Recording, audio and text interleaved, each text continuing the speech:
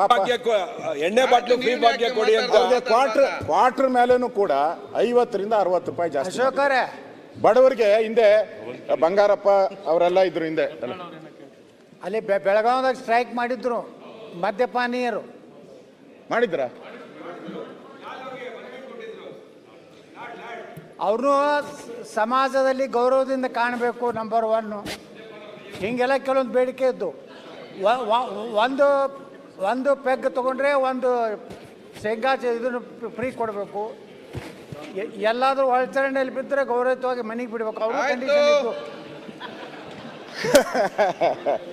ಅವ್ರು dialogue ಕೊಡಿದ್ರೆ dialogue.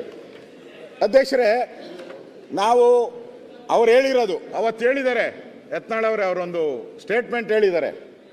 ಈಗ ರಕ್ತದಾನ, ಅನ್ನದಾನ, ಭೂದಾನ ಇದೆಯಲ್ಲ, ನಾವು ಕೂಡ ಈ ಸರ್ಕಾರಕ್ಕೆ ದಾನ ಮಾಡ್ತಾ ಇದ್ದೀರಿ.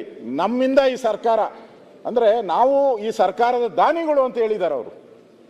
ಈ ಸರ್ಕಾರಕ್ಕೆ ದಾನಿಗಳು ನಾವು.